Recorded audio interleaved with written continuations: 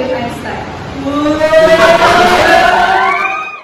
morning, Section Einstein. I am your nice to meet you. Excuse me?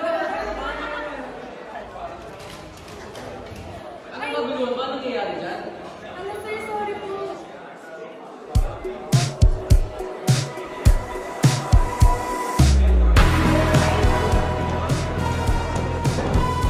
Now, who wants to answer this question?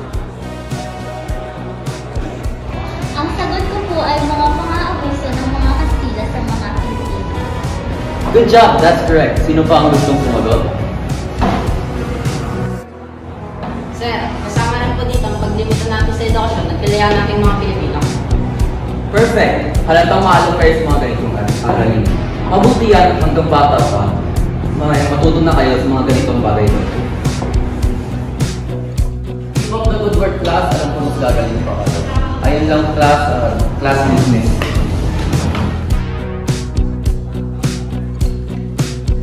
Ganito ang klase namin noon. Puno ng respeto, tahimik, at laging interesado sa mga aralin. Ang sarap sa feeling na magturo ng ganitong klase noon. Pwede mo pre, matalala sir. Baliw na tayo eh. Nakatulala, parang baliw na. Baliw yan yun.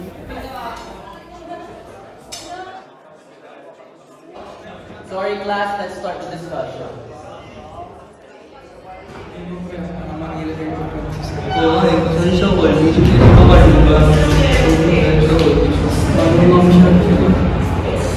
hindi ba nag-gate yan? Sir, excuse me. Ba't po ay gumagamit ako nila paper, may laman kong power? Pasensya, hindi kasi ako marunong. Okay po, sir. Ikaw ka mo dun kay Sir Valdez. Diba? Ang makaluma niya, wala pa siyang laptop. Ayun sila. Alam niyo, ayaw ka mo siya Valdez. Diba? Ang makaluma niya, wala pa siyang laptop. Kaya nga, like it's so cheap kaya ng laptop. Oo nga. Uy, grabe naman kayo kay Sir Valdez. Baka hindi na lang yung mga pasensya nyo na rin. Matanda na kasi. Sa bagay. Plastic? Ano ko ba ni Sir? Ano? Kayo mag-away, tara kantin. Sige. Lumipas na ang mga araw, ang section na Einstein ay hindi pa rin gusto si Sir Valdez. Pero, magbabago kaya ito? Mataas na baha ang naabutan ng mga estudyante, lalo na ang Einstein. Kasama na rito si Haen at Pusalem. Oo nga kami rin eh. Wala pa kami unudang natanggap. Dilanan. Kawawa naman ang mga estudyante na ito. Anak, okay lang ba kayo? Opo, sir. Okay lang naman po kami. Apektuhan ba kayo ng ba? Opo, sobra po, sir.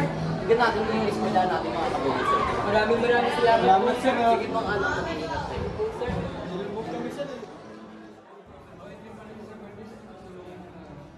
Tulungan daw tayo sa baha. Bayan talaga ni Sir Valdez na kahit oldie siya, mabait siya. Tama kasi Lian na asabi niya, masyadong oldie si Sir, pero mabait pa rin siya. Solo senior. Matthew, Oh, ginagawa mo. wala. Assignment na ni Sir Valdez. Kala ko pa yun ni Jaime sa kanya. Wala na yun, pasispas na yun. Tsaka mabait naman ni Sir Valdez, yung tulungan niya kami. Sabi sa inyo, mabait si Sir eh. Oo na. Pagkatapos nun, sila ay magkakasundo na kasama ang kanilang minamahal na guro na si Sir Valdez. Pinapatunayan nila na kahit ang isang tao ay nasanay sa nakaraan, hindi pa rin sila magsasawang tumulong at maglingkod.